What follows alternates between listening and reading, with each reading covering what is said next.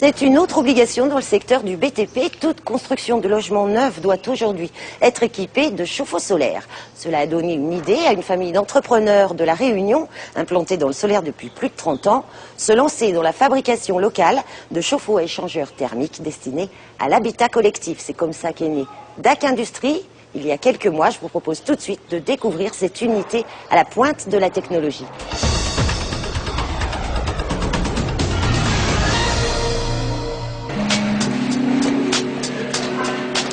Après 15 ans d'expérience dans le solaire, David Amiel franchit le pas et se lance en avril dernier dans l'aventure industrielle.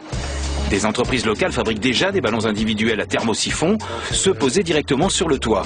Alors son choix stratégique se porte sur la fabrication de ballons à échangeurs thermiques pour répondre à la demande des marchés d'appel d'offres. Il y a un développement important des logements collectifs, alors qu'ils soient sociaux ou qu'ils soient directement par des opérateurs privés. Et on a fait le constat que dans ces logements-là, on avait donc des ballons, ce qu'on appelle à échangeurs, donc c'est des ballons qui sont spécifiques à fabriquer. Et dans l'étude de marché qu'on a faite, on avait 83% d'importations sur ce produit, donc des importations diverses et variées, avec des produits de plus ou moins bonne qualité. Et on a adapté notre process de fabrication pour pouvoir fournir ce produit-là et espérer autant que faire se peut que les bailleurs sociaux nous fassent confiance aux industriels locaux qui ont aujourd'hui un savoir-faire qui est quand même très intéressant, où on a designé un produit qui répond exclusivement à ces logements qui sont en plein développement actuellement. Sur ce chantier de la SHLMR à Saint-André, c'est la société d'installation Technifroid qui a obtenu le marché. Les 120 chauffe-eau proviennent tous de DAC Industrie. Ils sont très réactifs sur la conception. Donc du fait qu'on a des besoins spécifiques, donc ils s'adaptent à ces besoins. Comme vous voyez ici, on a des colonnes qui se trouvent à gauche. Donc on demande à DAC de faire des piquages sur la gauche. Donc ça nous évite de tirer des tubes de la droite vers la gauche. Voilà, donc gain de temps sur la mise en place des ballons. On a des architectes aujourd'hui qui limitent la place, par exemple, du ballon dans le logement. On a un problème de place. Et donc, on va savoir nous répondre avec des ballons qui sont mieux pensés, avec des technicités qui sont, je dirais, adaptées, et de pouvoir répondre à ce marché spécifique. Après 2 ans de développement, l'usine voit le jour à Saint-Pierre pour un investissement total de 1,5 million d'euros.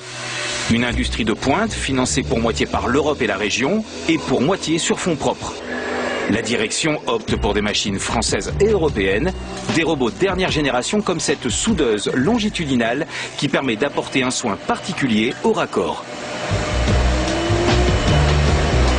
On a une électrode de tungstène qui fait fondre la matière sans apport de matière, avec derrière un traînard qui va inerter la partie soudée de façon à que la soudure ne soit pas oxydée, qu'elle soit parfaitement propre, blanche et facilement contrôlable. On contrôle l'aspect, les piqûres, les porosités, on regarde à l'intérieur la pénétration. Voilà, une soudure de qualité aéronautique pour fabriquer des chauffe-eau solaires.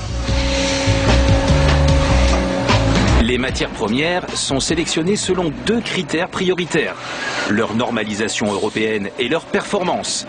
Des tôles en acier inoxydable pour faire des cuves. Des tôles en acier prélaqué pour l'habillage extérieur du ballon. Et un nouveau matériau pour une meilleure résistance à long terme. Alors là, nous avons des tôles en acier Magnélis, qui est un brevet d'ArcelorMittal depuis environ 4 ans. Ce produit concurrence sérieusement les tôles en galvanisation. C'est un produit extrêmement performant en résistance à la corrosion, qui est 4 fois plus performant que les tôles en Galva 450 par exemple, ou en aluzingue. Et l'avantage, c'est qu'on a une bonne résistance à la corrosion tout en ayant cette facilité d'utilisation, puisque ce sont des tôles en acier qu'on peut poinçonner, plier, transformer à notre guise et qui ont de bonnes résistances mécaniques par rapport à l'équivalent aluminium à épaisseur égale. Une fois le ballon serti, les opérateurs injectent une mousse polyuréthane qui servira d'isolant. Une fois terminé, le ballon est testé à 12 bars de pression d'eau dans ce banc test à bras hydraulique qui filtre et réinjecte l'eau utilisée en circuit fermé. L'entreprise s'est engagée dans une démarche qualité ISO 9001 pour 2014. Elle envisage aussi d'exporter ses chauffe-eau sur la zone océan Indien, avec Mayotte en première ligne de mire.